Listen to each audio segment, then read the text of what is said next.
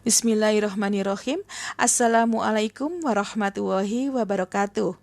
Dalam kesempatan kali ini, kami akan mempresentasikan laporan hasil pengabdian masyarakat yang telah kami lakukan dengan judul Pelatihan dan Pendampingan Penerapan Student Response System dengan menggunakan Kahoot di SMK Dharma Wanita Gresik. Laporan kegiatan pengabdian masyarakat ini disusun oleh Noviatul Rohma MPD sebagai ketua dan Nur Cahyadi SSTMM sebagai anggota. Slide selanjutnya adalah bab 1 pendahuluan. Kami mengawali dengan analisis situasi. Ada 3 poin yang akan kami sampaikan di sini. Yang pertama yaitu tentang pembelajaran konvensional. Sistem pengajaran di SMK Dharma Wanita sebagian besar masih menggunakan media pembelajaran textbook dengan metode ceramah. Antara pengajar dan pembelajar belum memanfaatkan secara maksimal penggunaan media teknologi dalam proses belajar mengajar. Pemanfaatan smartphone yang dipunyai hampir seluruh siswa dan guru akan lebih memudahkan teknik pembelajaran berbasis teknologi. Oleh karena itu, perlu adanya diskusi dan pelatihan penggunaan media pembelajaran berbasis teknologi. Poin yang kedua adalah pemilihan media pembelajaran yang tepat. Pemilihan media pembelajaran yang tepat akan membuat proses pembelajaran berjalan dengan menarik dan siswa tidak akan merasa bosan, sehingga tujuan pembelajaran dapat tercapai dengan baik. Poin yang ketiga adalah pembelajaran dengan menggunakan internet. Pemakaian dan penerapan teknologi informasi dalam dunia pendidikan dapat menciptakan pengalaman pembelajaran yang baru yang bisa diakses kapan saja dan di mana saja. Prinsip e-learning adalah terhubungnya sebuah jaringan yang mudah diperbaharui, disimpan, dan didistribusikan, serta berbagai bentuk instruksi dan informasi secara instan. Dengan demikian, dapat disimpulkan bahwa secara umum, pembelajaran dengan menggunakan bantuan e-learning bisa membuat pengajar dan pembelajar dapat berkomunikasi tanpa dibatasi ruang dan waktu. Slide selanjutnya adalah rumusan masalah. Ada 3 rumusan masalah yang kami temukan. Yang pertama adalah kurangnya pengetahuan pengajar tentang media pembelajaran berbasis teknologi. Yang kedua adalah kurangnya keberanian dalam menerapkan teknologi di dalam kelas. Sedangkan yang ketiga adalah ketersediaan sinyal internet yang kurang mendukung. Sedangkan tujuan dari pengabdian masyarakat ini adalah 1. Untuk meningkatkan pengetahuan pengajar tentang media pembelajaran berbasis teknologi. Yang kedua, memberikan motivasi dengan melakukan pelatihan dan pendampingan terhadap pengajar. Sedangkan yang ketiga adalah penguatan sinyal internet di lingkungan sekolah. Slide selanjutnya adalah tentang target luaran dari pengabdian masyarakat. Yang pertama, meningkatnya mutu pembelajaran sehingga dapat meningkatkan hasil belajar bagi peserta didik. Yang kedua, bagi pelaksana, penerapan program ini dapat memberikan kepuasan tersendiri karena dapat melakukan pengabdian masyarakat melalui penerapan ilmu dan pengetahuan. Yang ketiga, bagi lembaga pengusul, pelaksanaan program ini berarti perluasan wahana untuk melaksanakan tridharma perguruan tinggi. Sedangkan yang keempat, luaran wajib pengabdian masyarakat ini sudah dimuat di Jurnal Dedikasimu Universitas Muhammadiyah Gresik. Berlanjut ke bab 2, yaitu tentang materi, ada 2 poin yang kami sampaikan. Yang pertama adalah tentang media pembelajaran. Media adalah salah satu alat komunikasi yang berfungsi untuk menyampaikan sebuah pesan. Association of Education and Communication Technology mengatakan bahwa media adalah segala sesuatu yang digunakan untuk menyampaikan sebuah pesan, baik itu secara langsung maupun secara tidak langsung. Adapun alat-alat yang biasa digunakan dalam media untuk penyampaian materi pembelajaran antara lain buku, tape recorder, kaset, video, kamera, foto, gambar, grafik, dan lain sebagainya. Dengan kata lain, media pembelajaran adalah atribut pembelajaran yang dapat menimbulkan minat siswa untuk lebih giat belajar. Penggunaan teknologi adalah salah satu upaya untuk mengembangkan media pembelajaran. Berbekal gawai dan laptop, pengembangan media ajar di kelas pun akan semakin maksimal. Informasi tentang aplikasi pembelajaran di internet sangatlah mudah untuk diakses. Peluang ini digunakan untuk mencapai tujuan dari proses pembelajaran itu sendiri. Yang kedua adalah Kahoot. Kahoot adalah salah satu platform pembelajaran yang bisa diaplikasikan untuk siswa agar lebih aktif lagi dalam berdiskusi, bermain, dan belajar. Yang mana aktivitas ini akan membuat siswa lebih aktif dan tidak merasa bosan selama berlangsungnya kegiatan belajar mengajar.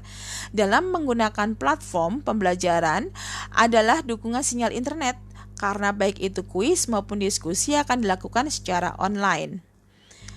Kemudian selanjutnya adalah bab 3, yaitu pelaksanaan. Poin yang pertama adalah waktu dan tempat.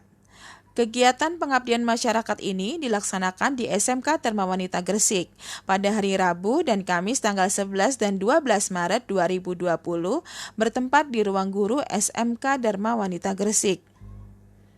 Selanjutnya adalah pemecahan masalah. Yang pertama, bagaimana membuat pengajar menjadi seorang professional teacher.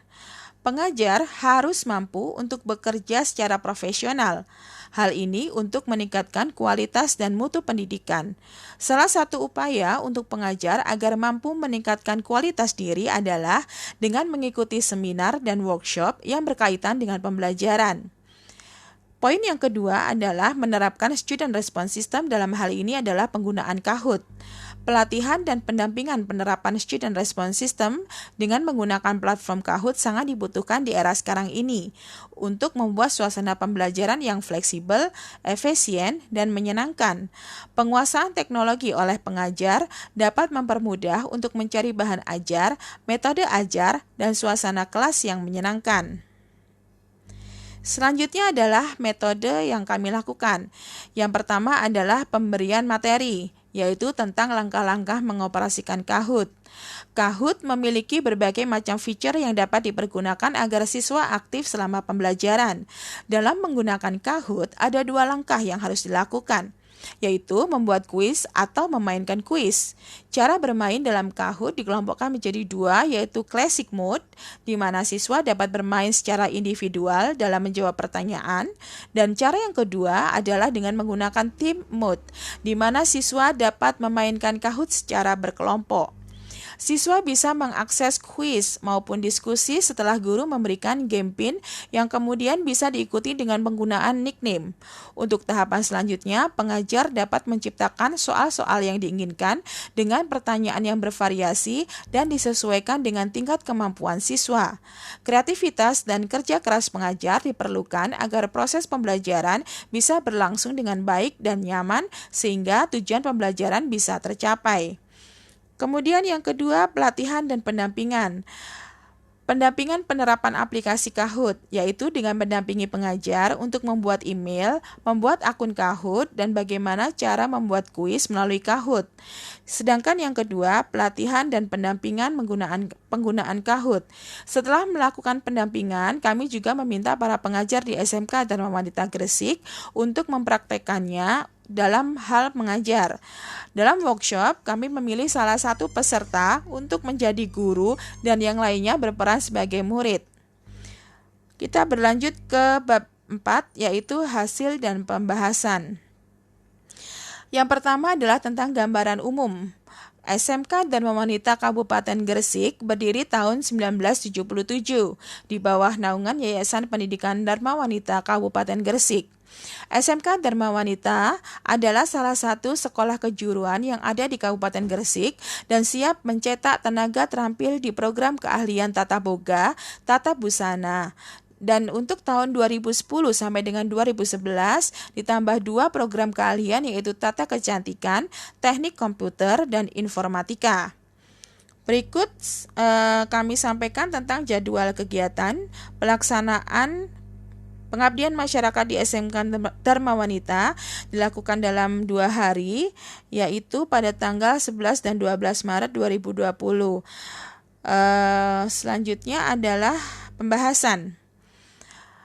Yang pertama adalah Kahoot sebagai media pembelajaran. Penggunaan Kahoot sebagai media pembelajaran dalam proses belajar mengajar harus disertai dengan sarana dan prasarana yang cukup lengkap, antara lain dengan tersedianya jaringan internet yang kuat, LCD dan proyektor dalam kelas, dan kepemilikan smartphone untuk masing-masing siswa.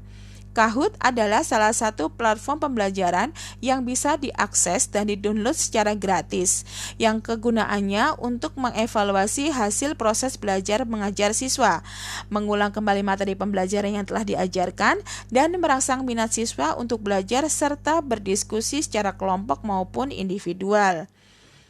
Poin selanjutnya adalah manfaat dari penggunaan Kahoot. Manfaat pemakaian Kahoot sebagai satu bentuk SRS atau Student Response System adalah yang pertama, dapat digunakan untuk salah satu sistem penilaian sehingga kemajuan siswa dapat terpantau sesuai dengan tujuan pembelajaran. Yang kedua, Kahoot dapat digunakan untuk memfasilitasi diskusi dalam kelas sehingga dapat mengembalikan energi peserta didik dalam belajar. Yang ketiga, Kahoot bisa digunakan untuk kuis dengan menampilkan 4 jawaban pilihan ganda pada layar utama. Keempat, pengajar dapat merancang skor dan lama waktu menjawab selama kuis berlangsung. Yang kelima, Kahoot bisa diakses melalui Android aplikasi atau langsung diakses melalui website Kahoot. Baik, kita ke slide selanjutnya yaitu tentang kesimpulan dan saran. Kesimpulan yang dapat diambil setelah kami melakukan pengabdian masyarakat ada 3 hal, yaitu yang pertama, dengan menggunakan Kahoot, wawasan pengajar di SMK Dharma Wanita Gresik tentang pemakaian teknologi dalam pembelajaran bertambah. Dan yang kedua, Kahoot menambah kemampuan guru untuk menciptakan suasana pembelajaran yang fleksibel dan menyenangkan. Yang ketiga, dengan menggunakan Kahoot, diharapkan tujuan pembelajaran bisa tercapai secara maksimal. Sedangkan saran yang kami harapkan untuk disampaikan kepada pembelajar dan juga pengajar setelah pengabdian tentang Kahoot adalah yang diharapkan sesudah mengikuti pelatihan tentang cara pemakaian Kahoot, guru-guru di SMK Dharma Wanita Gresik bisa menerapkan penggunaan Kahoot dalam proses belajar mengajar di kelas, serta menjadikannya sebagai media pembelajaran yang efektif yang bisa membuat siswa lebih aktif dalam tercapainya tujuan pembelajaran. Demikian presentasi dari kami, semoga apa yang kami sampaikan bisa bermanfaat. Terima kasih banyak. Wabillahi taufiq wal hidayah. Wassalamualaikum warahmatullahi wabarakatuh.